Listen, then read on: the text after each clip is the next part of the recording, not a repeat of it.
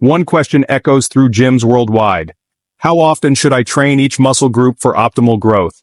It's a question that has spawned countless debates, bro splits, and training philosophies. The answer, as with many things in fitness, is not as simple as a single number. For years, the prevailing wisdom, often passed down through gym lore, suggested that hitting each muscle group once a week was the gold standard for hypertrophy, muscle growth. However, as with many things in the fitness world, this truth has been challenged by emerging research. The reality is that our bodies are incredibly adaptable, and there's no one-size-fits-all approach to training frequency. While some thrive on high-frequency training, hitting the same muscle groups multiple times a week, others see equal success with lower-frequency routines. The key to unlocking your muscle-building potential lies in understanding the science behind muscle growth and how to apply it effectively to your training. Let's address some common misconceptions surrounding training frequency. One pervasive myth suggests that you need to obliterate a muscle group in a single workout to stimulate growth. This no pain, no gain mentality often leads to excessive volume and unnecessary soreness, which can be counterproductive in the long run. Another myth is that training a muscle group more frequently leads to overtraining. While it's true that excessive training volume without adequate recovery can lead to overtraining, research has shown that training a muscle group multiple times per week, when programmed correctly, can actually enhance recovery and growth. These myths highlight the importance of separating gym lore from evidence-based training principles. Understanding the science behind muscle growth can help you make informed decisions about your training frequency and optimize your results. To cut through the noise and provide clarity on the optimal training frequency for muscle growth, researchers conducted a comprehensive review of over 35 studies. This meta-analysis, a study of studies, aimed to uncover the truth about how often you should be training each muscle group. The results were surprising to many, challenging long-held beliefs about training frequency. The analysis revealed that when total weekly training volume was equal, there was no significant difference in muscle growth between training a muscle group once, twice, or even 3 times per week. This groundbreaking finding suggests that frequency, while important, takes a backseat to another crucial factor: training volume. Section 4. Volume trumps frequency. The key to hypertrophy. The meta-analysis revealed a critical insight. Volume, not frequency, is the primary driver of muscle growth. In simpler terms, the total amount of work you do for a muscle group over a week matters more than how many times you train it. Think of it like this. If your goal is to build a house, it doesn't matter if you lay 1,000 bricks in a single day or spread them out over 5 days. The end result, a 1,000 brick house, remains the same. Similarly, whether you achieve your target training volume for a muscle group in 1, 2, or 3 sessions, the overall stimulus for growth remains relatively consistent. This doesn't mean frequency is irrelevant, but it does suggest that it plays a secondary role to volume. Section 5. The benefits of spreading out your training. While total weekly volume reigns supreme, there are practical benefits to spreading out your training volume across multiple sessions. Training a muscle group more frequently allows you to accumulate volume more gradually, reducing the risk of excessive fatigue and soreness. For example, instead of cramming 12 sets of chest work into a single grueling session, you could split it into 2 sessions of 6 sets each. This approach allows you to train with higher quality and maintain better technique, leading to greater overall muscle stimulation. Furthermore, more frequent training sessions can improve your technique and mind-muscle connection. By practicing movement patterns more often, you become more efficient and better able to target the intended muscles. Training frequency, what actually matters beyond the hype. Some lifters thrive on splitting their training volume across several sessions, not because it builds more muscle, but because it simply feels more sustainable. And that's completely valid. If spreading your sets across more days helps you stay motivated, reduce fatigue, and maintain consistent performance, there's no harm in it. But let's be clear. Don't expect miraculous gains in muscle mass just from tweaking frequency if your weekly volume remains unchanged. Where frequency can shine is in areas like training adherence, psychological momentum, and even injury prevention, especially when technique tends to break down from accumulated fatigue during marathon sessions. The set counting dilemma. What really counts? Here's where it gets tricky. Many gym goers miscalculate volume by counting every movement that slightly engages a muscle. For instance, during a military press, your triceps play a secondary role. But does that mean every shoulder press set should count as a full tricep set? To address this grey area, researchers have outlined 3 main strategies for calculating volume and frequency. Total set method. Every set that recruits a muscle, either as a prime mover or stabilizer, is counted equally. Direct set method. Only sets where the muscle is the primary target are included. For example, triceps sets would only be counted during close-grip bench presses or triceps extensions, not shoulder presses or standard bench presses. Fractional set method. Secondary involvement earns a fractional credit. E.g., a military press might contribute 0.5 sets toward triceps volume, not a full one. The fractional method tends to align most closely with actual muscular activation patterns. It accounts for the fact that not all exercises stimulate a muscle with the same intensity. A barbell curl will activate the biceps far more effectively than a bent-over row or pull-up, even though both involve arm flexion. When planning your program, be cautious. Replacing targeted isolation movements with compound lifts that only secondarily activate the muscle may undermine your progress, especially if your goal is to grow a specific body part, like building bigger biceps. In such cases, curls are not optional. They're essential. The role of individual differences. All of this data, averages from studies, meta-analyses, training protocols, serves as a solid foundation. But you are not an average. Individual variables like stress levels, sleep quality, nutritional habits, and genetics play a monumental role in your recovery capacity and adaptive response. Some athletes thrive on training legs 3 times per week. Others struggle to recover from one intense session.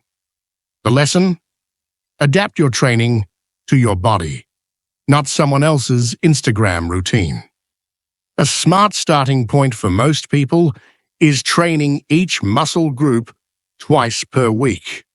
From there, observe how your body responds. Are you recovering well between sessions? Do you maintain strength and focus throughout workouts? Are you feeling energized or run down? If the answer leans toward positive recovery and consistent performance, you might benefit from experimenting with higher frequencies. If soreness lingers and motivation dips, lowering frequency and emphasizing intensity and form may be the better route. How to determine your ideal frequency. A practical guide. Let's break it down step by step. Calculate weekly volume. Tally up the number of effective challenging sets per muscle group. Don't forget to include fractions from compound lifts. Aim for 10 to 20 high-quality sets per muscle per week as a general guideline. Assess your schedule. If you can train only 3 times a week, consider a full-body routine or an upper-lower split that allows for 2 sessions per muscle group. If you're free to train 5 to 6 times a week, more specialized splits are viable. Monitor recovery. Signs of excessive soreness, fatigue, or declining performance may signal overreaching or insufficient rest. Adjust accordingly. Tune in to preference and energy. If you feel stronger and more focused by spacing your sets, go for it. If you prefer concentrating your effort in fewer, longer sessions, that's equally valid. Technique trumps everything. Whether you train 3 times or 6 times per week, if your form suffers or intensity dwindles, your progress will stall. Prioritize quality over quantity. Final thoughts. Frequency alone doesn't drive muscle growth. Volume, intensity, and consistency do. Use frequency as a lever, not a rule. What works for one lifter may be unsustainable or even counterproductive for another. Your body is your best coach. Listen to it. Track your progress. And most importantly, train with purpose. Training frequency, science, self-awareness, and sustainable success. Your training frequency should align with your lifestyle and enhance your energy, not drain it. The key is to maintain high intensity and proper technique during each workout, regardless of how often you hit the gym. Ultimately, the most effective approach is one that adapts to you. There's no universal formula.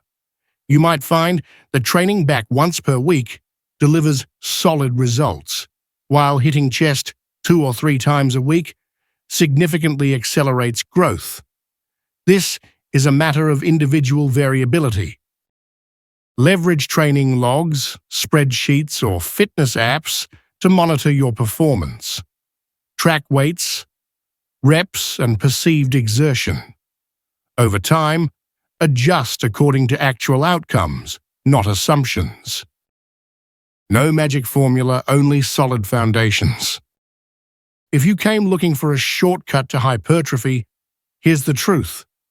There isn't one. Frequency, despite being hyped as a muscle-building secret, is just one piece of a larger puzzle. If you're not managing your training volume, intensity, progressive overload, exercise execution, and nutrition, then frequency changes won't deliver miracles. However, if your program is already well structured, your diet is on point, you're sleeping adequately, and you're consistent, then experimenting with frequency becomes a valuable tool to fine-tune results. You might discover that training chest twice per week keeps you motivated, while doing it 3 times burns you out, or vice versa. Blend scientific insight with strategic self-experimentation. Every person is a universe of their own, with distinct needs and responses. The psychological component. Training isn't purely physiological, it's deeply psychological. Some lifters thrive on high-frequency routines because they love feeling the muscle engage, refining their technique frequently, and maintaining a high mental drive. Others find frequent sessions mentally draining and harder to recover from. The best program is not the one that looks perfect on paper. It's the one you can sustain for months, even years. There's no point in building a flawless routine if it clashes with your lifestyle and burns you out after 2 weeks. Training to improve technique, frequency might help. Another excellent reason to increase frequency is to refine motor skills and improve the mind-muscle connection. Repeating movements more often, especially technical lifts like the squat or bench press, helps the neuromuscular system adapt faster, solidifying form and boosting performance. Science is a guide, not a cage. One of the biggest misconceptions is treating scientific findings as absolute laws. Science offers invaluable insights, grounded in data and averages, but it cannot replace individual feedback. You are not a statistic. Use science to steer clear of fitness myths, but don't let it override your personal context. Just because a study shows no major hypertrophy benefit from higher frequency doesn't mean it won't help you feel better, recover faster, or train more efficiently. Beginners versus advanced lifters. If you're new to resistance training, slightly higher frequency can be especially beneficial. Your relative load is lighter, which means you can recover faster and reinforce proper technique more quickly. Advanced lifters, however, may benefit from long-term periodization, alternating phases of high-frequency, low-volume work to focus on technique, with phases of lower frequency and higher intensity to push limits and require more recovery. Don't copy elite routines without context. Be cautious of mimicking pro athletes' programs. Their schedules may include 2-a-day sessions, specialized nutrition plans, optimized recovery protocols, and even pharmacological assistance. Without that same infrastructure, trying to replicate their regimen could lead to burnout, or worse, injury. Stay grounded. Base your training on sustainability, not Instagram hype. What actually moves the needle? Want to see long-term results? Then focus on making the most of each session. That means executing every rep with purpose and precision, maximizing time under tension, prioritizing range of motion and proper technique, progressively increasing your load, structuring your nutrition, protein, calories, and micronutrients around your training goals. These elements move the needle far more than simply adding a third biceps day. 4 critical questions for crafting your ideal frequency.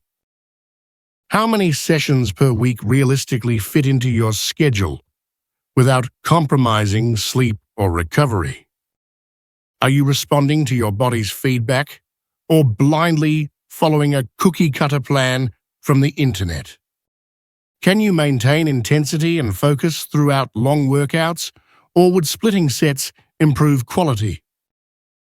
Do your stress levels, sleep habits, and nutrition support increased training frequency? Most experienced lifters eventually cycle through different methodologies: high frequency, low frequency, segmented phases. The main takeaway: there is no one-size-fits-all strategy. Current research confirms that simply increasing frequency won't unlock massive hypertrophy as long as volume remains the same.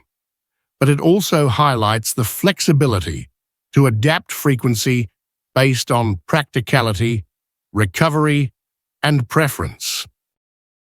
In conclusion, when someone says you must train a muscle 3 times a week to grow, realize the truth is far more nuanced.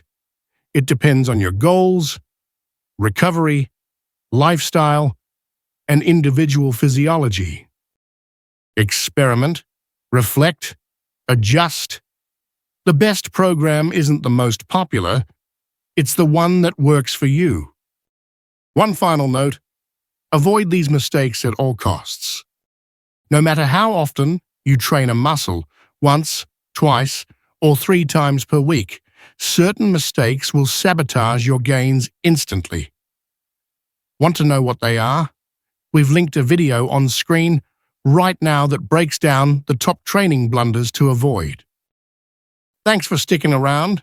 Stay consistent, stay intentional, and as always, may God bless your fitness journey, my friend.